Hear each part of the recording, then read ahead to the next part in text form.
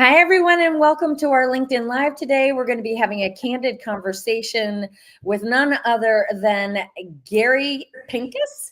We're going to be talking about the topic of leading well-being. Gary, it's so great to see you. Thank you so much for being our guest today. Absolutely, my pleasure. So we talked about this already. I know you're in San Francisco right now, as I am as well. I always like to ask our listeners where they're coming from. So everybody, if you can put that in the chat, that would be great. So first, I'd like to introduce you to all of our guests here. You were with McKinsey and company in North America for a long time, Gary. So congratulations. 35 years on the ground up until about a month ago. So congratulations on that. So most recently you were chairman for McKinsey and Company in North America. Prior to that, you were managing partner of McKinsey and Company in North America. Also the global leader and co-founder of one of the co-founders of McKinsey's private equity and principal investing practice. You were also part of the shareholders council. So you were, I just feel so lucky to be able to talk with you because you held positions that very few people hold. And, so often in our industry, in the industry of workplace well-being, there's always the adage that it starts from the top and that you need to get that support from the top. So having this opportunity to be able to speak with someone who worked at the level that you did with a company at the level at that kind of level is really a unique opportunity. And now, of course, you are a board member for public, private, and not-for-profit companies. This includes companies like Bloom Energy, Sackville Capital, Wake Forest, which is not far from where I'm from. I'm from Chapel Hill, North Carolina. Okay. And then I love that you're on the board for the U.S. Ski and Snowboard Committee. That is amazing. And of course, you and I are classmates from Stanford. And then you also got your MBA at Harvard Business School. And you are, of course, married to my sorority sister, the one and only Mary, parents to 4. And of course, you love to ski, something that I love to do, and water ski in the summertime, play golf, drink wine. And I also love that you spoke about how you love to read. So I'm curious, what are you reading right now?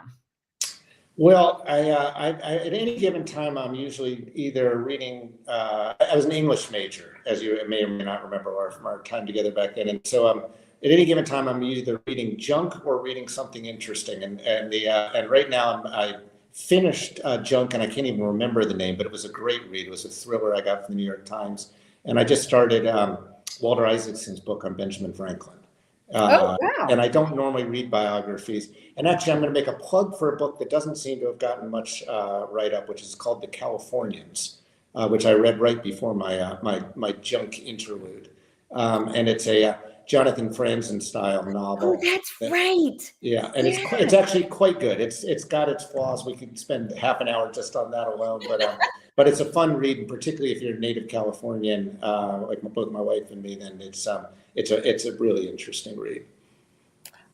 Well, I always love to hear what people are reading. I'm actually reading right now, just starting it, Dream Count by Chimamanda Ngozi Adichie. I loved her book, Americana. I don't know if you read that.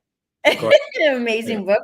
So I'm just starting that. So we'd love to hear from our listeners what you all are reading now, whether it's fiction or nonfiction. So I would love it, Gary, if we can just kind of just give us a snapshot of what a day in the life of Gary Pinkus at McKinsey and Company of North America. What did that look like? I know you were traveling a lot, but just share a little bit about what a day in the life of Gary looked like. Well, so it's it's funny. At every point in my career, the answer to that would be quite different. If I were to take what you're describing, more kind of when I was running North America on a day-to-day basis. More often than not, I was somewhere not home. And more often than not, it was kind of, I was there for a day and then moving to somewhere else for a day, because I really tried to get around and visit a number of our clients and a number of our offices. And that we have some in California, as you might imagine, but by no means, majority of them. So it involved a lot of time with clients, involved a lot of time at the office level, sometimes in one-on-one, sometimes sitting with a whole group of our partners or our associates or our executive assistants, and just talking about what we were trying to do in North America and what was on their minds. And then it involved probably far too little time just sitting and thinking. And I'd say that's the one thing you kind of miss sometimes as you get sucked into everything else. There's not enough time to pull back and kind of reflect. And the weekends ended up being a good part of the time where I would try to take advantage of that, because I really tried to have no scheduled work over a weekend. And then, of course, you're also with your family as well, wanting to spend as much time with them as you possibly can in a beautiful place like Woodside. And I'm assuming you're still living there. Yes, very much so. And, I don't think I could have done the North American role if the kids were younger. By the time I took that on, we had 2 in college, 2 in high school and headed to college. And so there was a way to sort of combine that. And, my running joke was I spent very little time in hotels and quite a bit of time on planes, because I would find a way to get back for what I needed to get back for and then pop back out again, as opposed to, doing the easy thing, which was spending the night in the hotel and then moving on to somewhere else. And so I really did try to optimize for being around as much as I could, recognizing there were certain demands of the job. So let's talk about this concept of well-being at work. And just, first of all, what does that mean to you when somebody talks about wellness or well-being at work? How would you characterize that? Well, I think there's there's a tendency to go simplistically to what are the sets of tools and techniques we have for people to sort of individually optimize for their well-being. But if you don't take a little more of a system approach, which is, are we putting them into an environment that is suboptimal for well-being and then telling them to figure out how to optimize with these tools and techniques, you're kind of set up for failure. And so I'm giving you kind of a circuitous answer to your question, Laura, but well-being at work is both what the system does to ensure that people are in a position to be able to be well, and then the set of tools, techniques, services that allow them to optimize around that they can choose to avail themselves of or not. I'm so glad that you talked about the systemic issues. And the analogy that I often use is that we've been so focused on the fish and we haven't paid enough attention to the water that the fish is swimming in. So you put a healthy fish in unhealthy water and they will become less healthy, and then vice versa. And certainly in the field of workplace wellness, we have focused so much on what the individual should do, the mindset that they should have, the hacks and the habits that they can adopt. And we have really not paid enough attention to the environment and the culture that they're in. And arguably, all of us are much more creatures of environment and culture and systems than we are of any habit. So let's talk more about how you, in your role at an executive level, with that understanding that it is the systems that really shape the extent to which we can do well, the extent to which we can make the healthy choices. What did you see as the biggest systemic barriers against people being able to be well? Let's start there, and then I'll ask the part 2. Interestingly, and I'm sorry, I'm going to apologize again for giving you a circuitous answer to your question, but I promise to work my way around it. We're in a demanding job. And I'm going to focus just on McKinsey for a moment. I could, answer it more broadly for different types of corporations, but for McKinsey, it's a demanding job. The hours can be long. The travel can be rough, et cetera. And so you have to kind of start with the context of that is a bit the nature of the job.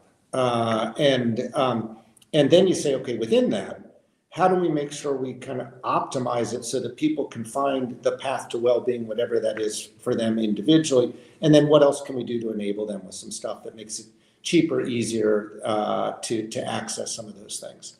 And so I always started, to me, at kind of an individual level, which is you need to figure out what your boundaries are relative to the work that's required to get done, and then what you need to do outside of that. And if it turns out you can't make that work, terrific, move on. The world's a great place. We hire really competent people. This isn't the place for you.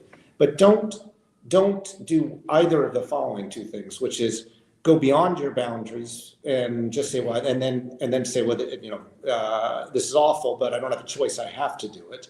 And the other is don't just give up and say it's impossible to ever do it.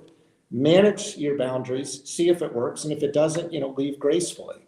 And for a lot of people, if you can, and that's, at some level, we're always a creature of our own decisions, but that's how I made McKinsey work for me. I figured out how I was going to do it in the context of the way I wanted to bring up my family and be the husband I wanted to be, et cetera. And then if I, at any given time, it was, obviously in a given week, it might not work. But if at any given time over an extended period of time, it wasn't working, then it was time to look for something else. Okay. So that the idea of setting healthy boundaries and really reckoning with, am I able to set the boundaries that I need to within the context of this job? But one of the aspects that your own McKinsey Health Institute identified as a real key issue is what they characterized as toxic workplace behavior.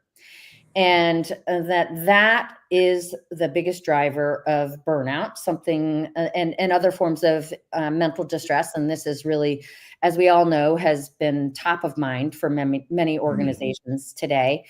So it's not just the individual setting boundaries, but it's also how did you, as an executive level leader, identify if there is toxicity happening within the culture. So it's how the work gets done, even if it's challenging work, but how do we ensure that there's not toxicity within the workplace?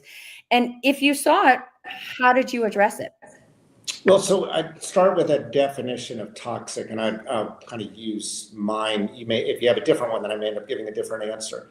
But to me, toxic is not being demanded. It's not an issue of being demanding, and it's not an issue of performance orientation. It's an issue of malicious, aggressive, demeaning behavior. It's all the set of characteristics of behavior you just say that's not a person, or at least a set of activity, set of behavior that we would want in the organization. And every organization may have their own area where they draw that line. We draw it pretty clearly and specifically. And then we've actually got quite a few processes in place to deal with it. So we do 6 month, I keep saying we, I'm gone. McKinsey does. And at least when I was there up until a month ago, this is how the firm dealt with this stuff. Every 6 months, the associates are reviewed. Every year, the partners are reviewed. Every 2 years, the senior partners are reviewed. A major part of that review is their behavior. And the input into that is 360. Anybody, particularly for a senior partner, a partner or senior partner, anybody can provide input into that review through some survey forms that we have. And then there's a set of all the people you work with provide input into that review. And the review is around your client leadership. It is around the leadership you provide in the firm. And then it's around your personal inspiration. We use that phrase quite specifically, which is, are you inspiring for people to work with? And if we identify that there's an issue, if they identify that there's an issue with inspirational behavior, you get some very clear feedback, you get a warning, and it's not something you want to see again in the next review. And if it's bad enough, you'll get an interim review in between to see if you've made headway against fixing it. And so I'm not going to tell you we have a zero tolerance for it, because it would say one bad incident and you're fired. It's not that. But the firm very much builds it into the nature of the review system, and it becomes completely dispositive. It doesn't matter how great a client person you are. If you have toxic behavior, you're gone. But again, we don't define toxic as being demanding. We don't define toxic as being direct. If anything, we really look for people to be quite direct in their feedback. Toxic is around being demeaning, being aggressive, ignoring the wants and wills of your team, et cetera. It's a little bit of, you kind of know it when you see it. There may be some gray area, and then there's, it's open to interpretation. but there's clearly some stuff that's on one side of the line and some stuff that's on the other side of the line. One of the things that I think is really interesting in looking at psychological safety, and I'm sure that that was an element that you were looking at, are these leaders creating an environment where there's psychological safety? We know that teams that have high levels of psychological safety are the ones that tend to outperform those teams that don't. And one of the really interesting pieces that I've learned in this is that teams that have high levels of psychological safety tend to share the airtime within the team. So I'm curious if, they don't, if there's one or two people who dominate the conversation all the time, then the collective intelligence of the team will go down. So was that a piece that you were also looking at? And I know that you were on the committee that was working with these leaders around providing this feedback. Was that a piece of helping them to manage it, the team dynamics, so that everybody was participating? Well, so I wholeheartedly agree with the insight. I don't have it statistically, which it sounds like you do, but anecdotally, you can absolutely see it in the highest performing teams. Not everybody's having the exact same amount of airtime because different people are wired differently, and there'll be topics where somebody's more expert. But anyone where you have one or two people dominating it, you're getting a lower quality outcome than you would otherwise. And we've actually got something at McKinsey called obligation to dissent, which means no matter what level you are within the team structure, if you think something is wrong, I don't mean just morally wrong, but I mean actually just tactically wrong or academically wrong, it's your responsibility to say, no, I'm sorry, I don't think that's right. How do we manage that? I'd say it's part of this broader rubric. Really, it's the team leader's responsibility to make sure every voice is heard. So you wouldn't hold a second-year associate responsible for the team all being heard. But if the leader's not doing that, that will come up in this question of inspirational leadership, right? Because inspiring leaders find a way to get the best from everybody that they're inspiring. I love that. And I love this idea of obligation to dissent, and that that team leaders are really being trained on how to, that's important, and B, how to be able to provide for that, create an environment for that, but also this notion of being an inspiring leader. One of my favorite examples of that is Douglas Conant, formerly with Campbell's Soup, who committed from day one to be tough on standards and tenderhearted with people. So kind of those two sides. The McKinsey phrase for that word is caring meritocracy. So caring it's a meritocratic environment, but it is done in a caring way. And at its best, what it means is that at its best, you can have a very direct, feedback-oriented conversation with somebody where they're really hearing what they need to do to improve, but it's done in such a way that they may not be happy coming out of it, but they don't feel like it was unfair to them. And I'm so glad that you brought up that piece about fairness, because Gallup research shows that the number one driver of burnout and mental distress in the workplace is perceptions of unfairness. Yeah. It's a very tricky one, and it's funny. So you alluded to this, but I chaired the committee for a number of years that evaluates all our senior partners, and that's a very kind of unique role within the organization because it's senior partners evaluating other senior partners, right? So there's a group. And one of the things I really tried to constantly reinforce is we're no different than the other senior partners that we're evaluating. We have an incredibly important role, but it's not like we're above the senior partners evaluating. We're all senior partners. It's their committee, it's our committee, and we're playing a role for a period of time on behalf of our fellow senior partners to do these evaluations. And if they may be unhappy with an outcome that comes out of the committee. In fact, many will be. But if they feel like the process was unfair, then we have a problem. And a big part of the role I would play post our reviews was to talk to individual senior partners who were unhappy with the outcome and say, let me talk you through the process of how we got to where we got to. And we may still agree to disagree, but I'm going to assert to you the process was fair. You may not like the outcome, but the process was fair. And I just want to also highlight the piece of transparency, that it's fairness, but also transparency. And what I see often with the organizations that I've worked with including the ones who purport to be ones that are supporting the well-being of their workforce, is that there's a lack of transparency and that these things happen and employees are left to wonder why they happen. And that people would probably be on board if they just knew why. So it sounds like that was something at McKinsey, that there was an effort to always elevate transparency. But in the full disclosure effort, as opposed to always success. And I've worked around enough organizations where we were doing work, that was transformational, and therefore at some level employees across the organization needed to be aware of it. What I find is it's very rarely done with a malign intent, and I'll use that word, somewhat advisedly. We're deliberately trying to keep the employees in the dark around this topic because we have this reaction if they did that or the other. It's typically people just don't think about it, or they think they communicated and it didn't really happen. I sent an email to everybody. Why? I told them all of this, and so what you find is if stuff's important enough to really be communicated, then you've got to figure out the way in which you're going to do it, where you meet people where they're going to hear it. And then if you do that as best you possibly can and they still don't hear it, at some point you go, okay, we're always, if some subset of them don't hear, we're never going to be perfect. But I think most issues with communication and transparency are not by intent, they're by poor execution. So communicate again, and communicate once again. And oftentimes in different mediums, right? I mean, everybody, people swallow or ingest information in different ways. And I mean, I've always been an email person. If somebody sends me a video, I very rarely am able to watch it.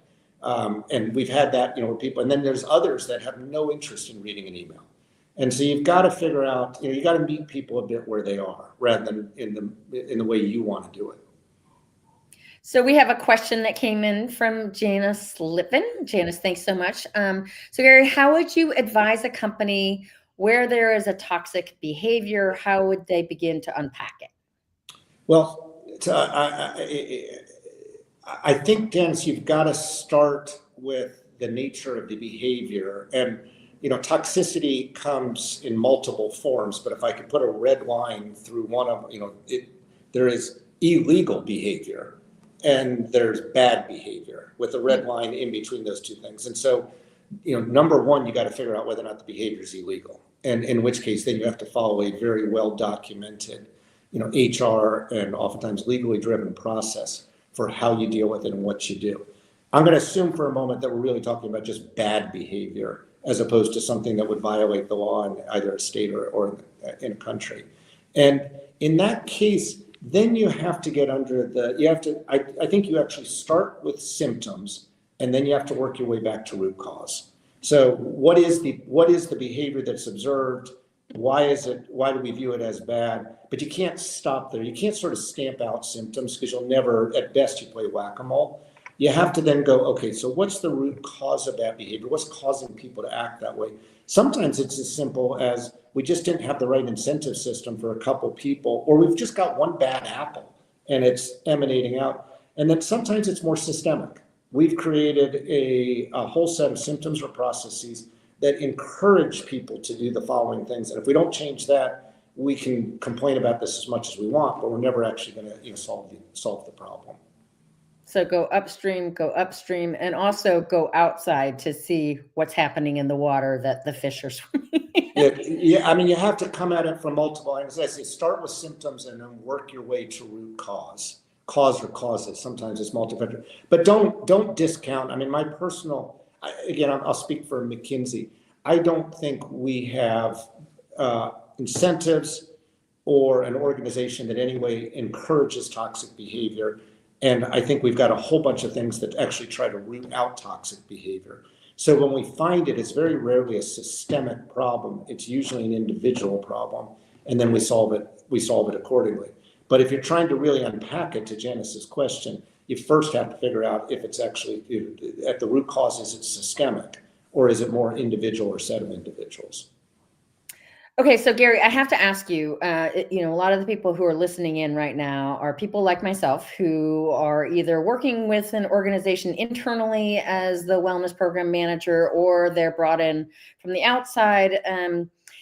And one of the top pain points for all of us is really around how do you get top leaders on board with well-being? So as someone who has led at the level that you have, what is your advice to people like us around that? I think you have to start with asking management what is effectively the social contract you have with your employees. And I'll say a little more about what I mean by that in a moment. And then how are you doing against that social contract before we can even start to talk about some of the other components of well-being. And so, for example, if you're I won't actually pick a particular, but there's a number of 9 to 5 jobs with an expectation that you're going to take a break from 12 to 1 for lunch, and there'll be other little breaks along the way, but you're going to arrive at work at 9, you're going to finish work at 5, and after those hours, other than on an exception basis, that's a social contract. There's a number of other jobs where the social contract is you are available anytime I need you, when I need you, boom, and that's the social contract, and that's what you signed up for. You're getting something in each case, you're getting something and losing something in exchange for that. You've got to start with meeting, I use that phrase again, meeting management with what they're trying to do and how are they doing against it. Because if you try to solve for what you think is toxic behavior, you could argue that saying you have to be available anytime I need you is toxic. On the other hand, if you're a fireman, that's exactly what you need. And it's not toxic at all. Expect firemen to be available at 2:00 in the morning when you need them. So figure out what the social contract is, figure out how you're doing against the social contract. Then you can say, okay, what do we need to do to improve well-being within the context of what what you expect from your employees, what they expect from you, and how, and the answer to that may be more systemic, which is we expect this, they expect this, and it's not happening. Now we've got to solve the system, or actually it's happening pretty well. And now what we want to do is optimize that system for the individual employees. And so first and foremost, figure out what you're trying to do. And what they're trying to do, and then you can figure out whether or not you're optimizing or you're driving more systemic change. Yeah, I really love this thought of really understanding what the social contract is, and also making sure that there is an understanding on both sides, both from Absolutely. the manager side as well as the employee side. Yeah, and that it's sometimes there's a bit of a community where we've gotten ourselves in trouble at McKinsey, when I've seen other is where you communicate a social contract of what you'd love to believe it to be, as opposed to what you actually have any intention of delivering. And that is just not that is destined for problems, if not disaster. And and one of the places you have to be most careful of that is in recruiting, right? When we're recruiting and companies are recruiting, you're selling your best version of yourself, and your best version of yourself or your best version of your company doesn't arrive on every day. So people need to understand what it is they're buying into when they join the company, and so that you can then deliver against that. And if there's misaligned expectations, you're setting yourself up for problems down the road. So well-being, we might say, is aligned expectations. It's in my mind, it's sort of like happiness, right? It's the delta between what you expect and what you get. Well-being has to start with aligned expectations, and then you can actually optimize on top of that. That's when you add the extra stuff, the access to nutrition training or sleep, sleep rings and the meditation apps. All of that stuff is nice to have, and I take advantage of most of it, right? So they're really nice services to be provided, but if you don't have the base right, it's ambient noise in the system. So, Gary, if there's any one final takeaway for our listeners today, what would that be? Address the system when the system is an issue, address the individual when the individual is the issue, and figuring out what problem you're solving is critical. And that's really a nice circle back to research coming out of the McKinsey Health Institute, asking the question, are you solving for the right problem? And I love that clarification between really understanding, is it a systemic issue? Is it an individual issue? And is there alignment between the two? So how would people follow your work, Gary? or Well, your my continued my work now? historical work. I'd say on this topic, I really have the only way to follow my work is a private conversation, because it is a topic I've thought a lot about, but it's been mostly in the spirit of my own leadership. But I don't publish anymore. I used to do a lot of writing on all different topics.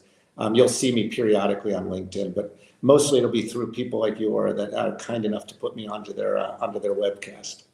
Well, we were so happy to have you as a guest today. This really was such a thoughtful perspective, helping all of us to be able to have fun to stumble on this session with two former classmates. Appreciate hearing your perspectives, Gary and Laura. And of course, Great to see you, Richard. Also in my dorm along with Marin. So nice to have that full circle there. So our next guest will be Jennifer Moss. Conversation around how do we get here, June 11th, 11 to 11:30. I want to thank everyone for joining us. Gary, thank you so much for being our amazing guest today. I really enjoyed the conversation, and I know everyone did as well. We will see you all on June 11th. And Gary, thanks again. Take care, everyone. Bye, everybody.